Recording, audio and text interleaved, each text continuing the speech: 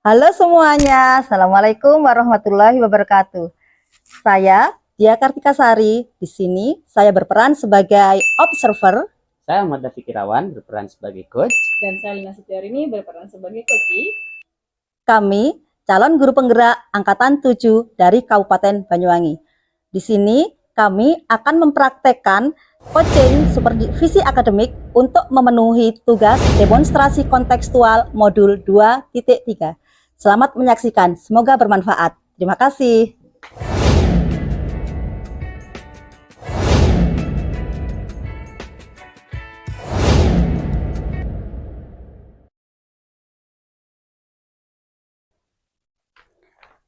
Assalamualaikum Pak David. Waalaikumsalam. Ini ngapain ini? Kok kayaknya sibuk ini? Ya, Bu, alhamdulillah Bunda sudah datang. Gimana Pak kabarnya hari ini? Alhamdulillah baik Bu, sehat Bu. Maaf ya Pak David, saya baru bisa menghubungi jenengan hari ini Pak. Gimana ini? Saya bersyukur akhirnya ya kesempatan kita duduk bareng ini Nah, sampai juga. iya. Padahal sudah kemarin loh Bu ya. Sudah lama kita sudah lama kita ngobrol, ingin ngobrol bareng gitu Iya, intinya iya, ya. iya, Udah iya. rencananya sudah lama. Tapi baru kali ini maafin ya Pak nggih. Iya, enggak apa-apa Bu, saya tahu kok menyadari dia lagi banyak kesibukan. Saya kadang Gitu. juga banyak kesibukan. Oh ya itu loh Pak. Ini loh Pak, kita kan jenengan hari ini akan melakukan percakapan coaching Betul, Bu. dengan rekan jenengan. Iya. Terus sebelumnya saya ingin mengajukan beberapa pertanyaan Pak. Oh, oke, siap-siap Bu. Nggih. Untuk rubrik penilaian nggih Pak nggih. Yang pertama nanti kalau yang pertama jenengan bisa membantu teman jenengan.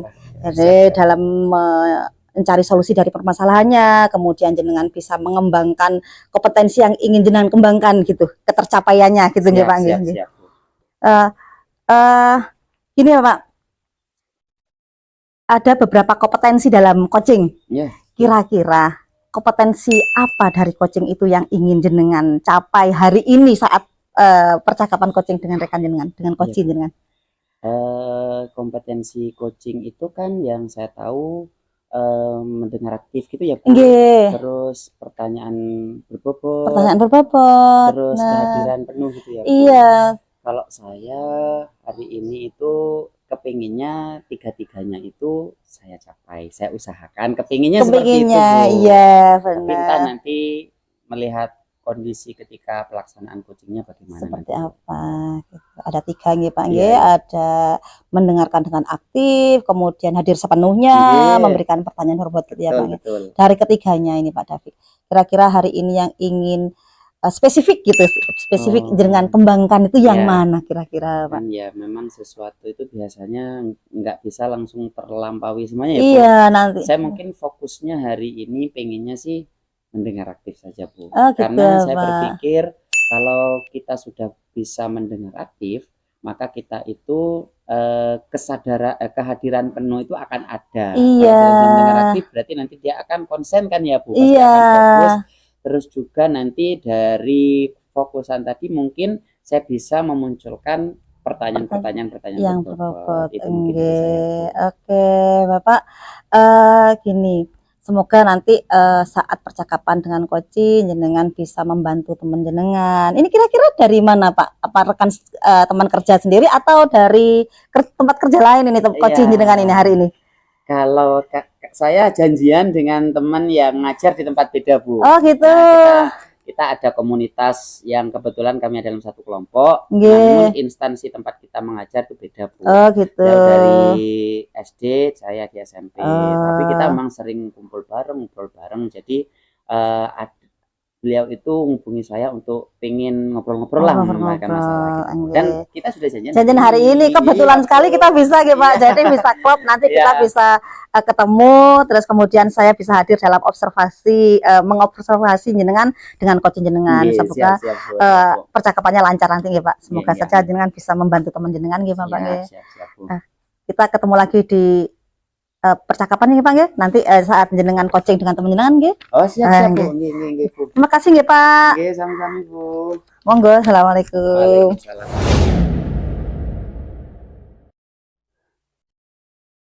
Assalamualaikum. Waalaikumsalam. Selamat Akhirnya siang. yang ditunggu-tunggu. Gimana kabarnya? Alhamdulillah. Oh, ini baik. kocinya, Bapak. Iya, Oh, ini yang nggih. saya ceritakan di awal tadi Bu, kita janjian. Ini nggak Oke. apa-apa ya. Ah, Nggak nggih, apa-apa ya Mangga, Mbak, Mangga. hari ini ada temennya Nggak apa-apa, ngobrol. nggak apa-apa.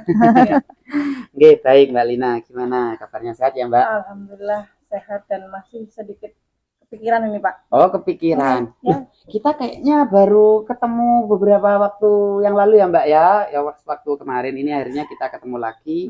Pas memang kita momennya mau ngobrolin itu kan Mbak. Iya. Ya. Ya, Saya harap hari ini kita bisa ngobrol panjang dan bisa menemukan banyak hal lah Iya. ya Ya tentunya. Pak, yang jelas tujuan saya ke sini memang saya ini kepingin ngobrol lah. Siapa tahu dari hasil kita ngobrol saya dapat solusi. Kan saya bilang Pak sama Bapak, Ya. saya pengen curhat Pak. Oh, siap. Jadi siapa tahu dari proses kita curhat ini pikiran saya sudah mulai enteng lah gitu loh Pak. Oh.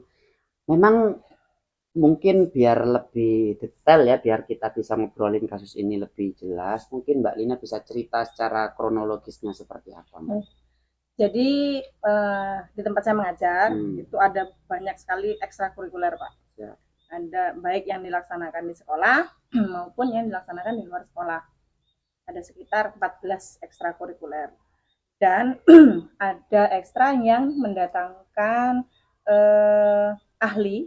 pelatih ahli yang dirasa memang kalau guru di tempat saya itu tidak berkompeten di bidang itu. Misalnya contoh nih Pak, kayak renang. Renang itu kan kebetulan guru di sekolah saya nggak ada yang bisa renang nih.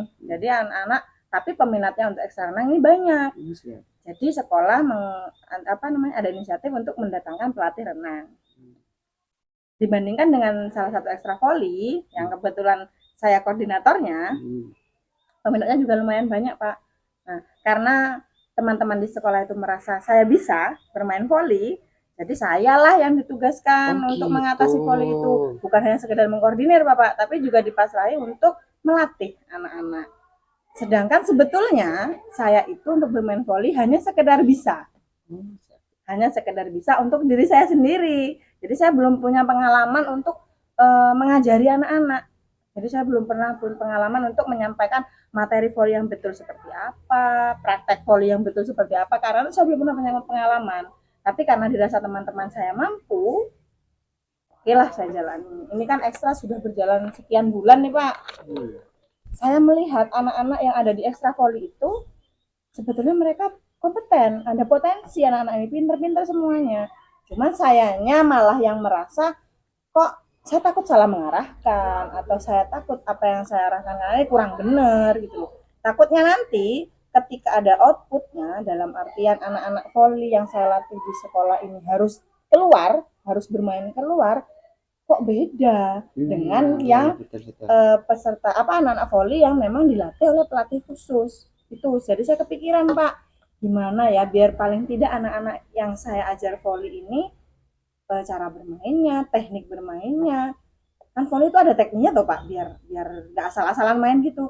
Gimana caranya mereka anak-anak saya ini bisa sama dengan yang di sekolah lain lah, gambarannya seperti itu Pak. Itu yang membuat saya aku harus gimana gitu loh Pak. Oh, baik Mbak Lina. Ini kan kita ngobrolnya nggak panjang ya Mbak, sekitar mungkin 15-20 menit aja. Harapannya dari percakapan kita hari ini, yang diharapkan Mbak Lina nanti yang ingin didapatkan apa? Ya paling tidak saya tuh tahu harus ngapain ke anak-anak Pak. Jadi anak-anak itu nggak kehilangan semangat untuk tetap berlatih voli, juga tidak merasa anak-anak itu tidak merasa minder ketika nanti bertemu dengan katakanlah klub voli dari SD lain gitu loh Pak. Jadi saya kepengen anak-anak itu permainan volinya setara dengan anak-anak dari sekolah lain gitu Pak. Baik. Yang dapat saya tangkap ya Mbak Lina. Jadi masalahnya memang ternyata di sekolahnya Mbak Lina itu potensi bibit-bibit pemain volinya ada, cuman belum terfasilitasi secara profesional lah, maksudnya secara benar, karena memang kurang itu. Baik, kira-kira Mbak Lina kan yang sudah beberapa waktu menemani mereka, kemampuan mereka itu hari ini Mbak Lina sampai ada keresahan seperti itu, kalau diberikan skala antara 1 sampai 10, mereka itu ada di posisi berapa Mbak? Masih di 6 sih Pak. Masih di 6 ya, karena memang yang saya ajarkan anak-anak selama ini hanya dasar-dasarnya saja, nggak ada teori pasti, jadi gitu. Masih di 6 lah kalau dibandingkan dengan di SD lain yang ada pelatihnya. Oh, jadi seperti itu. Nah, berarti Mbak Lina ini sudah ada gambaran ya sebenarnya. Ternyata idealnya pemain voli itu ukuran peserta didik itu ada yang target tersendirinya gitu ya, Bu. Betul. Seperti apa kira-kira Oke. harapannya itu, Mbak? Harapan saya sih anak-anak itu bukan hanya sekedar serven itu kayak gini, passing volley itu kayak gini. Jadi anak itu bisa menguasai tekniknya. Misalnya serven yang baik supaya tidak terjadi cedera sama dirinya sendiri itu seperti apa, kemudian bermain volley, pasang volley tekniknya seperti apa, kemudian volley yang baik itu seperti apa. Saya pengen anak-anak itu paham tentang itu gitu loh, Pak. Kalau saya yang menyampaikan, ya sekali lagi kembali lagi, saya ini hanya bisa berbagi, saya belum pernah punya pengalaman untuk melatih kayak Pak. Kan saya anak-anak paling tidak bisa setara lah dengan pemain volley dari sekolah lain. Pak. Ya, kira-kira Mbak, di sekolah Mbak saat ini belum menemukan apa namanya sekolah Mbak? Itu tadi Pak, karena teman-teman di sekolah berpikirnya saya bisa. Oh, seperti itu ya? Saya bisa, karena mereka tahu saya bisa bermain volley. Jadi mereka berpikir saya bisa untuk mengajari anak-anak gitu. Oh, begitu. Jadi kurang perlu ada pelatih kayaknya gitu mikirnya, karena pengamatan subjektif teman-teman ya. Betul Bapak. Padahal sebetulnya itu tadi bisa main volley saya, tapi untuk menularkan ilmu volley ke anak-anak itu caranya gimana saya belum tahu Bapak. Baik, jadi Mbak Lina sudah mengidentifikasi seperti itu. Berarti yang saya ingin tanyakan selanjutnya kira-kira apa yang bisa Mbak Lina lakukan untuk mencoba dari hal yang Mbak Lina rasakan untuk keluar dari permasalahan itu? Mungkin langkah pertama saya akan sampaikan dulu ke kepala sekolah ya Pak, bahwa memang keadaan saya sebetulnya seperti ini. Saya tidak seperti yang tidak seperti yang dibayangkan oleh kepala sekolah saya. Kemudian kalau memang saya sudah komunikasi dengan kepala sekolah saya sebetulnya kan sudah ada pandangan nih Pak, pelatih volley yang kira-kira seperti itu ya. Kira bisa nih untuk ngajari anak-anak ini sudah ada pandangan. Nah, kalau memang ini undang-undang saya sudah saya sampaikan ke kepala sekolah saya sudah tahu pesan saya akan mencoba untuk hubungi pelatih ini Pak.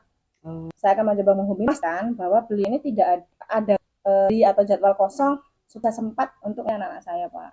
Kemudian setelah itu kalau memang sudah deal dengan kepala sekolah, sudah deal dengan pelatih itu, saya akan coba untuk ngomong ke anak-anak supaya anak-anak akhirnya termotivasi nih, wah akan ada pelatih volley yang profesional nih. Tuh. Kemudian saya pengen sebetulnya saya juga merasa anak-anak kayaknya bosen Pak. Latihannya di sekolah terus kepengen sekali waktu anak tuh ngomong, Bu bisa nggak sih kita latihannya nggak di sekolah, di lapangan terbuka misalnya gitu. Bisa sebetulnya, tapi saya tidak maksimal ya ke anak-anak. Jadi saya nggak pede untuk menunjukkan permainan volley anak-anak ke luar tuh saya nggak pede gitu Pak.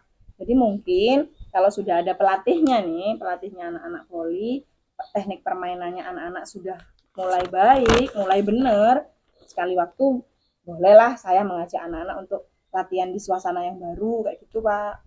Jadi dari ini yang saya tangkap Mbak Lina itu punya planning mau menghadap kepala sekolah dulu untuk konfirmasi itu ya, karena mungkin selama ini anggapan kepala sekolah Mbak Lina aja cukup ya, bisa betul, Pak. Itu. Atau mungkin ada second opinion atau opsi lain selain itu? Opsi lainnya mungkin saya akan menambah jadwal latihan Pak. Okay. Kalau selama ini kan anak-anak latihan dengan saya nih hanya seminggu 2 kali. Tapi kalau kalau sudah ada pelatihnya yang benar, anak-anak otomatis kan tambah semangat nih belajarnya Pak. Jadi jadwal latihannya akan saya tambah, tapi dengan tidak mengesampingkan jadwal si pelatih ini gitu Pak. Dan tidak mengganggu kegiatan anak-anak di ekstra yang lain gitu Pak. Oke, berarti itu ya Mbak ya, ada beberapa hal yang ingin sudah direncanakan oleh Mbak Lina. Kira-kira kapan nih mau dilakukan? Cepat. Yang jelas paling lambat lusa lah. Saya akan ngobrol sama kepala sekolah dulu. Kalau sudah kepala sekolah oke, saya ke pelatihnya. Karena ini Pak, kalau nggak salah sebulan ke depan ini akan ada latihan gabungan antar gugus gitu loh Pak. Jadi saya pengen paling tidak anak-anak mainnya dilihat oleh gugus lain, teman-teman gugus lain oke lah anak-anak mainnya setelah ada pelatih itu Pak, maksud saya gitu. Baik Mbak Lina, luar biasa sekali ya. Jadi dari percakapan ini akhirnya yang ingin saya tanyakan lagi ke Mbak Lina, apa yang sudah didapatkan dari percakapan kita ini? Ya akhirnya saya tahu Pak harus gimana nih Pak. Jadi saya untuk menghadapi situasi saya yang kemarin-kemarin mengganggu pikiran nih, saya bisa tahu langkah-langkah apa yang harus saya tempuh, step yang mana dulu yang harus saya jalani. Gitu Pak. Gimana sekarang perasaannya setelah cerita seperti ini? Lega lah Pak. Akhirnya enteng, pikiran saya enteng, keresahan saya mulai berkurang. Ada saya ada gambaran nih Pak harus gimana. Juga saya sudah ada gambaran kira-kira anak saya akan jadi seperti apa, anak voli ini. Luar biasa sekali ya Mbak. Jadi dari percakapan yang singkat ini, alhamdulillah ya kita sudah menemukan, Mbak Lina sudah menemukan banyak poin-poin yang bisa dilakukan di sekolah. Nah nanti saya kalau ada waktu lagi bisa nggak ngobrol lagi sama Mbak Lina? Pasti Pak. Nanti saya pengen cerita lagi nih. Bener Anak-anak. sih, biar saya itu tahu perjuangannya Mbak Lina sudah berhasil kah? Apakah ada kendala di sana gitu ya Mbak ya? Terima kasih banyak ya Pak David ya. Dengan kita ngobrol ini saya jadi siap sama-sama Mbak. Jadi kita ketemu lagi di Pak David. Saya hubungi secepatnya. Siap, kita bikin janji lagi ya ketemu ya. Mari ya Pak David ya. Assalamualaikum. Waalaikumsalam warahmatullahi.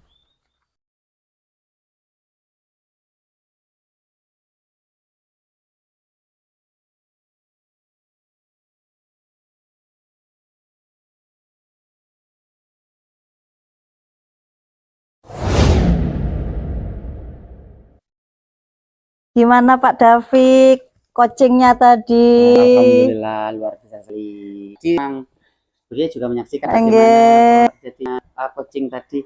Saya memang sang coaching bahasa bunga.